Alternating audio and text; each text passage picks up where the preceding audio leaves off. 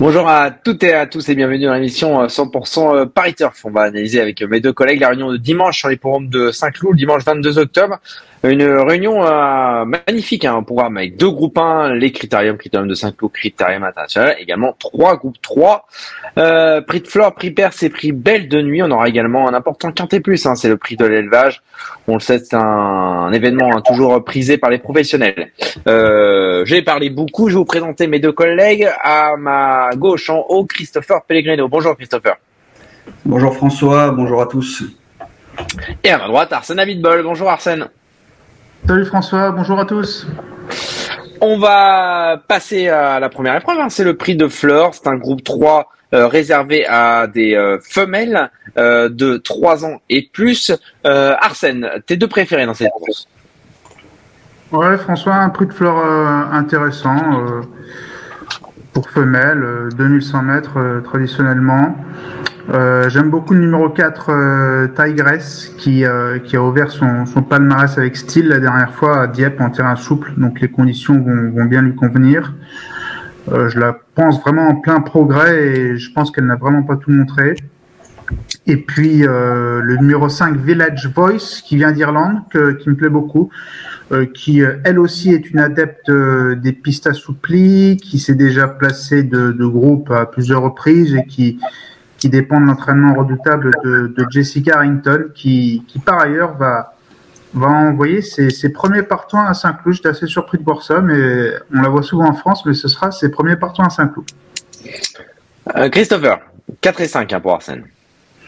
Je rejoins Arsène pour le numéro 5, Village Voice, qui me plaît beaucoup également, puisque comme Arsène l'a dit, elle reste sur deux accessites au niveau groupe en Grande-Bretagne. C'est une pouliche qui a toujours montré de la qualité, qui a finalement peu couru cette saison. Elle arrive avec pas mal de fraîcheur en cette fin d'année. Je la pense capable d'effectuer des débuts victorieux sur notre sol. Et pour ma part, je lui opposerai le numéro 7, Rainbow Sky. Rainbow Sky qui réalise un sans faute depuis son arrivée en Real Expantal. Elle avait été dominée du minimum par le bon Zahra Hakem lors de son avant-dernière sortie à Marseille. Et elle vient de s'imposer face à ses aînés dans une listette à Toulouse. Sur sa lancée, c'est une pouliche qui se sort de tous les terrains et je la pense capable de confirmer face au sol femelle. On passe au critérium de Saint-Cloud, groupe 1 pour 2 ans, 2000 mètres à parcourir. Christopher, France, Angleterre ou Irlande? Ça sera Grande-Bretagne pour moi, avec deux pensionnaires de la famille O'Brien. Je reprendrai le numéro 4, Island in the Stream, qui nous avait fait une belle impression pour ses débuts dans l'Hexagone durant le week-end de l'Arc, dans le prix du Haras du Bouquetot. Il avait été franchement longtemps pris de vitesse. Ce jour-là, il était à la poussette dans la fausse ligne droite. Et pour finir, dans les 200 derniers mètres, il avait vraiment fait nettement la différence. Donc je pense que c'est un poulain qui va vraiment apprécier le rallongement de la distance. Auparavant, il avait été deuxième des National Stakes au Cura derrière un tout bon poulain. Il a du métier, de l'expérience. Je le pense capable d'enlever ce groupe 1. Et je lui opposerai le pensionnaire d'Aidan O'Brien, le numéro 2, Illinois. Illinois qui est un frère utérin de la championne Dane Dream, qui vient d'effectuer des débuts tardifs le 7 octobre au Cura, mais ce jour-là, il s'imposait avec une certaine aisance. Si son maître entraîneur le présente de manière aussi rapprochée au départ d'un groupe 1, c'est qu'il lui voue certainement une grande estime. Donc je prendrai ce numéro 2, Illinois, avec confiance. Ouais, je l'ai vu sa course, c'est un beau bébé, Illinois. Ouais. Arsène, tes deux préférés? Ça t'a plu sa course au Cura, François? Ouais, j'ai bien aimé, ouais. Ouais, moi aussi j'ai vraiment beaucoup aimé. Je pense que c'est du lourd, Illinois. C'est Aidan O'Brien, il envoie parmi ses meilleurs 2 ans assez souvent dans les critériums, et je pense qu'Illinois en fait partie. Il s'est baladé pour ses premiers pas au Cura, qui est un hippodrome très dur, quand même très sélectif. C'est jamais évident. Voilà, il a gagné 3 longueurs.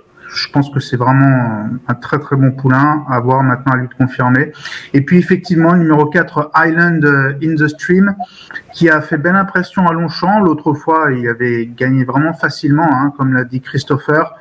Il a laissé une belle impression. En revanche, les conditions étaient vraiment différentes. Donc pour moi, Illinois offre plus de garanties dans ces conditions très assouplies que Island in the Stream. Mais Island in the Stream a plus d'expérience. Donc moi, ce sera 2 et 4 dans cet ordre. On passe à la troisième, c'est le critérium international. Pareil, hein, il y a des Anglais, des Irlandais et des Français. Arsène, ta préférence ira sur quel cheval? Bon, une fois n'est pas coutume pour un cheval français, Alcantor, numéro 6, qui a vraiment... bon, il était très attendu la dernière fois à Saint-Cloud, j'y étais, et on se disait, bon, mais là, quand on l'a vu gagner, c'était vraiment très impressionnant, il a ridiculisé l'opposition, limite complètement inconnu pour Alcantor, qui sera, je pense, le grand favori. Je lui oppose Greyman, je sais plus quel numéro, Greyman. C'est le 4. Le 4, Greyman le 4, voilà. C'est un concurrent qui a de l'expérience, hein, qui va aimer les conditions, qui est lauréat de groupe 3 à Deauville cet été. Et j'insiste toujours sur les conditions parce que à cette époque de l'année, les terrains sont vraiment souples. Il y a beaucoup de rosée matinale, il fait très frais le matin. Donc il y a quand même pas mal des questions d'aptitude aussi et on sait bien que dans les terrains très assouplis, parfois ça nivelle les performances. Donc l'aptitude compte beaucoup. Donc le 6 et le 4. Christopher? Je rejoins Arsène sur le numéro 6, Alcantor. Bah, effectivement, hein, il a été très impressionnant dans le Thomas Brion. C'est un poulain qui a de l'expérience, il est irréprochable depuis ses débuts, il a l'aptitude au parcours. Même s'il est pensionnaire d'André Fabre au plus haut niveau cette saison, ils n'ont pas toujours été à la hauteur, mais je pense que Alcantor, théoriquement, devrait jouer les premiers rôles dans ce critérium international. Et quant à moi, je lui opposerai le numéro 3, Sunway, un pensionnaire de David Menuisier, qui reste sur une deuxième place au niveau groupe 2 dans les Champagne Stakes à Doncaster, où il devançait ce jour-là un certain Rossalayen. Rossalayen qui, par la suite, tout simplement terrassé l'opposition dans le Jean-Luc Lagardère. Et ce qui m'intéresse dans ce qui rehausse encore plus cette performance, c'était que c'était dans un terrain qui était déjà très souple, ce jour-là, Doncaster. Donc, il montrait l'aptitude, la ligne est donc excellente. Donc, je suivrai ce numéro 3, Sunway, de très près dans cette épreuve qui s'annonce assez ouverte, je trouve. Sunway qui est le frère de Silly-Way, bien évidemment. Ah oui, bravo François. Bien sûr. Wow. Un week-end de Champion Stakes. On passe à la quatrième, le prix de l'élevage. Handicap, hein, toujours très important pour les femelles. Christopher, tes deux préférés? Alors, donc nous avons affaire à des juments de 3 ans et plus dans ce gros handicap et personnellement, ma préférence ira à 2-3 ans. Alors, ma favorite sera le numéro 7, Queen of Fairies. Alors Queen of Fairies, une Godolphin qui elle aussi se montre irréprochable depuis son arrivée chez Henri-Alex Pantal cet été. Elle possède des bonnes lignes, je trouve dans les courses à conditions. Elle vient d'échouer de peu au Mans dans une classe 2 sans être trop heureuse. Je la trouve plutôt bien placée pour ses débuts dans les handicaps et je pense cette Queen of Fairies capable de frapper un grand coup. Et je lui opposerai le numéro 11, Rosir. Rosir, qui est une pouliche régulière, endurcie, qui a répondu présente tout au long de l'année dans des bons handicaps pour 3 ans. Elle se sort des pistes assouplies et la petite nouveauté, c'est qu'elle sera munie d'œillères australiennes pour la première fois. Donc je pense qu'elle a assez d'expérience pour rivaliser face à ses aînés. Donc pour moi, ça sera le numéro 7 Queen of Fairies et le numéro 11 Rosir dans ce quintet. Arsène. Je rejoins Christopher. J'ai placé en tête la même Queen of Fairies, le numéro 7, qui effectivement est une transfuge de l'écurie de Charlie Appleby, si je ne dis pas de bêtises. Corde 5, corde parfaite. Michael Barcelona, là aussi parfait. Henri-Alex Pantal, comme d'habitude, quand il récupère des chevaux de là-bas, il fait toujours du très bon travail. et elle mérite de s'imposer là-dedans. Et puis j'aime bien le numéro 2, Heliopolis, qui vraiment, à mon sens, sera en plein sur sa distance. Je me suis amusé à regarder autour de 2500 mètres, hein, puisque là on est à 2004-2005. Dimanche à Saint-Cloud, elle a fait 4e, 3e, 3e, première, 2e, première, 2e. Donc c'est plutôt pas mal. Heliopolis qui est en forme et qui représente l'entraînement marseillais de Patrice Cotier. Très bien. Bon, c'est dommage que vous n'avez pas cité la gagnante, mais bon, je mettrai dans les commentaires. Bah, donne-nous-la. Bah, le 3, Cassida. Cassida, on va regarder ça, François. Attends, Cassida, Stéphane Vattel, perfectible, irréprochable. Battu par Saki la dernière fois, qui vient de terminer deuxième d'une listade. Tu peux la jouer chez moi, François. Bon, bah, d'accord. Écoute, on s'appelle dimanche matin. Allez, on passe à la 5e, le prix Purse. Là aussi, j'ai l'impression que il y a un cheval qui se détache. Je dis rien, mais on va voir. Arsène, tes deux préférés. Prix Purse, 1600 mètres. Hein, une épreuve toujours intéressante. Ouais, une épreuve très intéressante. Évidemment, avec un concurrent qui n'a vraiment rien du tout à prouver à ce niveau. Hein, là, ce tribaliste. Mais à la limite, qui gagne cette course, bon, c'est rien de surprenant, mais le vrai défi, je trouve que c'est remporter 4 groupes de suite, parce que si c'est le cas, c'est ce que Tribaliste va réaliser, et en place, c'est toujours très rare. Bon, malheureusement, il n'avait pas pu disputer les Locking Stakes au printemps, contretemps, etc.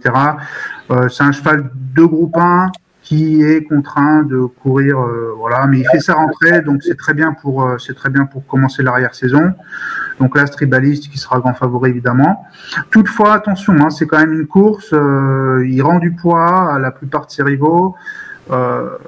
C'est pas non plus une sinécure. Et puis le numéro 10, Foniska qui est entraîné par Jessie Carrington, là encore, qui est très performante dans les pistes assouplies. Elle a vraiment franchi un palier en dernier lieu en s'imposant très facilement dans une listade en Irlande.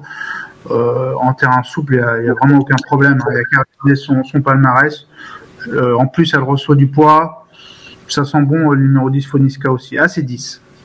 Alors, je rejoins Arsène sur le numéro 10, Foniska. Effectivement, il a tout dit. Elle reçoit pas mal de poids. Elle vient d'effectuer une rentrée victorieuse en Irlande, où elle s'est été imposée facilement ce jour-là dans un terrain déjà très assoupli. Donc, je la retiendrai également. Quant à moi, c'est toujours difficile avec un cheval comme Tribaliste qui effectue sa rentrée. On n'a pas d'infos. Enfin, en tout cas, personnellement, j'ai pas d'infos sur sa condition physique. Tu le présentez, François, comme apparemment le penalty. Personnellement, je ne sais pas. C'était pas lui. Ah, c'était pas lui. Bah, alors, ça sera mon favori, qui sera l'autre pensionnaire d'André Fabre, le numéro 5. Bien évidemment, Belbec. Ah, on se rejoint. T'aurais dû gagner la veille du week-end de l'Arc. Bah, bien sûr, c'était magique dans le Daniel Wildenstein. C'était très bien ce jour-là. Bah, c'est un poulain qui est confirmé au plus haut niveau. Il fait toutes ses courses au niveau groupe 1. Donc la dernière fois dans le Daniel Wildenstein, c'était très bien. Il avait gagné en deuxième course à 2 ans l'an passé. Contrairement à l'autre pensionnaire d'André Fabre, sa forme est sûre. Donc je placerai ce numéro 5 Belbec en tête de ma sélection et je lui opposerai le numéro 10 Foniska. Je fais l'impasse sur Tribalis. C'est vrai que Belbec, je suis d'accord avec Christopher. Belbec, il avait été étonnant la dernière fois parce que on pense que c'est un cheval de terrain lourd, mais là il a éprouvé que samedi pour l'Arc, là, le week-end de l'Arc, il se sort des conditions un peu rapides. Ça va être encore mieux là. Ouais. On passe à la 6e, le prix Belle de Nuit, 2800 mètres à parcourir, des femelles, un non partante, le numéro 5, Crystal Estrella. Christopher, tes deux préférés. Deux concurrentes britanniques pour moi, avec en tête le numéro 10, Sunset Point, une Godolphin très endurcie qui vient d'effectuer de bons débuts sur notre sol à Longchamp dans la liste de prix Joubert, sur une distance analogue. Après, elle avait occupé les avant-postes. Bon, elle avait été dominée à la régulière pour finir, mais s'était montrée très accrocheuse. En Angleterre, elle a montré se sortir des terrains souples. Je pense que théoriquement, elle devrait très bien courir dans cette épreuve qui réussit souvent aux 3 ans. Et je lui opposerai le numéro 12, Royal Mila, une pensionnaire de William Agas qui a remporté 3 de ses 4 tentatives. Elle vient de passer avec succès son test de tenue à Goodwood en enlevant un handicap plutôt bien composé. Ses limites sont inconnues, donc je retiendrai ce numéro 12, Royal Mila, dans ce lot qui me semble très ouvert. Arsène. Ouais, je suis tout à fait d'accord. Moi, Royal Mila, je l'ai carrément mise en tête. William Agas, l'entraînement, j'adore cet entraînement. Quand il vient en France, à chaque fois, c'est presque toujours là. Une concurrente qui vient de monter un petit peu en gap en étant rallongée. Elle avait été surtout sur 2000 mètres. Là, elle vient de courir sur 2008. Elle a gagné très facilement. Les handicaps là-bas, c'est des vraies courses. En terrain souple, elle a gagné à Goodwood et on sait bien qu'à Goodwood, en plus, quand le terrain est souple, ça peut être vraiment très souple. Donc, je pense que cette Royal Mila est très dangereuse. Et puis, elle sera surtout à Bellecote. Je pense qu'elle sera à Bellecote. Le numéro 7, White Caviar, ensuite, qui à de nombreuses reprises a fait ses preuves dans les pistes bien assouplies, modèle de constance, entraînement O'Brien. Voilà, je pense que il me semble qu'il y a un bon numéro de corde en plus, White Caviar, que je dise pas de bêtises. C'est quoi son numéro de corde? White Caviar, le 3. Est-ce que voilà, c'est ça, le 3. Christophe Soumillon.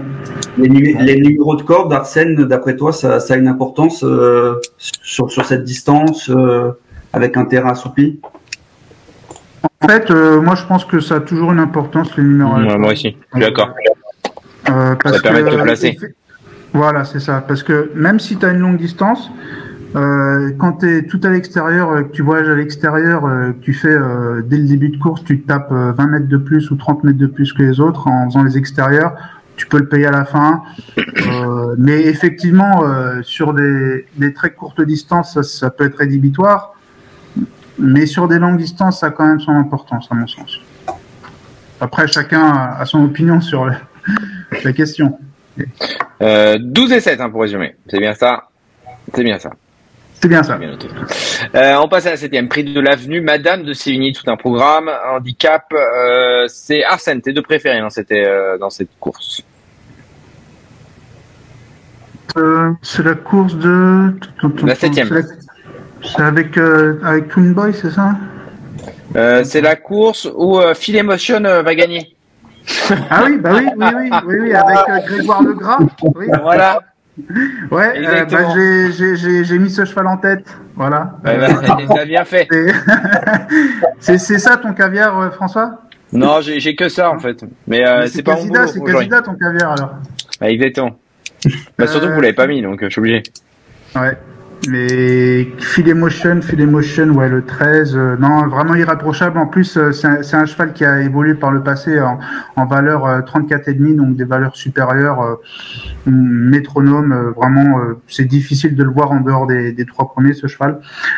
Et puis Skate avec Ronan Thomas, corde 8, femelle d'âge très régulière, qui à mon sens a son mot à dire dans cette course. Mais c'est toujours des courses très ouvertes, très difficiles. Exactement. Christopher. Eh ben, j'ai les deux mêmes dans un ordre différent. Parce que j'ai Skate en tête, donc qui vient de confirmer à Compiègne rester compétitive suite à son succès du mois dernier à Chantilly. Elle a déjà bien fait Saint-Cloud et elle devrait confirmer au regard de sa grande forme. Et effectivement, comme vous, je crois beaucoup en Phil Emotion le 13. C'était déjà très bien. L'avant-dernière fois, il était deuxième de Super Cali, qui est à Cavaillon, qui est un concurrent qui a pris en plus de 42 valeurs. La dernière fois, deuxième à Lyon comme une super fin de course. Phil Emotion, théoriquement, devrait très bien courir ce dimanche. On passe à la 8e, le prix de l'Avenue La Fontaine. C'est la course de Twin Boy, Arsène. Mais on laisse la main à Christopher d'abord. Alors, je porterai ma préférence sur le numéro 1, Entry Girl. Entry Girl, qui est très bien placée dans une deuxième épreuve de ce genre. Elle vient de prouver sa forme à Nantes et à Pornichet. Elle fait bien Saint-Cloud. Dans une deuxième épreuve de ce genre, je la pense capable de s'imposer. Et je lui opposerai le numéro 14, American Lily. American Lily qui dépend de l'entraînement en forme de Caroline Auvray. Alors, elle avait fait l'impasse sur la belle saison et elle vient d'effectuer une rentrée, assez discrète, mais après plusieurs mois d'absence. Elle a beaucoup baissé au poids. C'est une jument qui va apprécier de revenir sur un terrain assoupli. Et je pense qu'elle a une belle carte à jouer dans le bas du tableau, cette American Lily, le numéro 14. Oh, tiens, Arsène. Oui, donc le numéro 3, comme je le disais, Twin Boy, véritable métronome. En plus confié à Maxime Guillon, vraiment c'est un cheval qui va lutter pour les premières places sur le podium. Et puis là, c'est Entry Girl avec Michael Barzalona. La dernière fois que Michael Barzalona l'avait monté, c'était à Saint-Cloud, se classant deuxième. Donc c'était il y a 4-5 courses de cela. Vraiment une pouliche très très régulière dans l'ensemble, malgré le top weight, je la vois disputer un premier rôle. Et puis je voulais fermer la parenthèse en disant, je sais pas pour vous, mais j'ai l'impression que pour en ce moment les courses c'est Barza-Guyon quoi. C'est exactement. 25 victoires chacun depuis le 1er octobre. Bah voilà, tu tiens les comptes, François, bravo. Mais ouais, c'est un métier. Hein.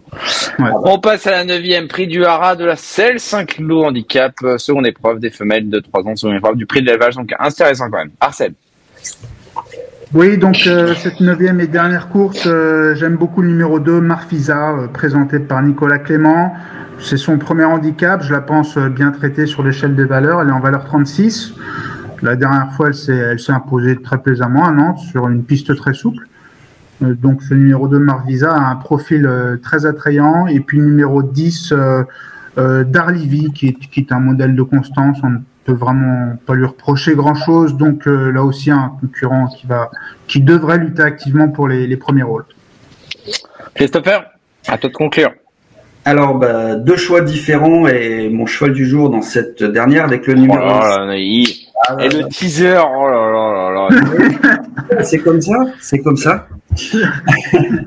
Donc, mon choix se portera sur le numéro 5, Morisseau. Morisseau qui avait été deuxième d'un quintet en début d'année, donc au Val d'Or, et qui donc se trouve bien placé, idéalement placé en deuxième épreuve. Elle vient d'effectuer une superbe rentrée selon moi après un break dans un handicap mieux référencé. À l'aise sur les pistes assouplies, elle devrait sans incident lutter pour la victoire. Et je lui opposerai le numéro 7, Andy. Andy qui est une pouliche qui a été ménagée depuis ses débuts selon la méthode maison et qui reste sur une bonne 3e place à Saint-Cloud dans un handicap analogue. Sa fin de course m'avait vraiment plu ce jour-là. Elle est sur la montante dans cette fin de saison et je la pense capable de jouer les premiers rôles. 5 et 7. Parfait. Je vais quand même vous demander vos chevaux de la Réunion, votre cheval de la Réunion. Christopher, suspense. Il n'y en a pas, puisque je viens de l'annoncer, c'est le numéro 5. 905. Le numéro 5. Morisseau, donc une placée de quintet qui trouve de très bonnes conditions de course dans cette deuxième épreuve après une rentrée convaincante. Arsène, à toi. Ouais, moi je vais prendre un cheval de la Réunion un peu spéculatif, Royal Mila, qui à mon sens devrait être autour des peut-être 7-8 contre 1, quelque chose comme ça. C'est le 612. C'est ça, le 612 Royal Mila qui a un profil qui m'a vraiment tapé dans l'œil. Merci Arsène, merci Christopher, merci à Laurent en régie et on se retrouve bientôt pour un nouveau numéro de 100% Paris Turf. En attendant, bon week-end, bon jeu à tous et bon critérium. À bientôt. Merci à vous d'avoir suivi cette vidéo. Alors pour vous abonner à notre chaîne YouTube, c'est ici. Et pour suivre encore plus de vidéos Paris Turf, c'est de ce côté.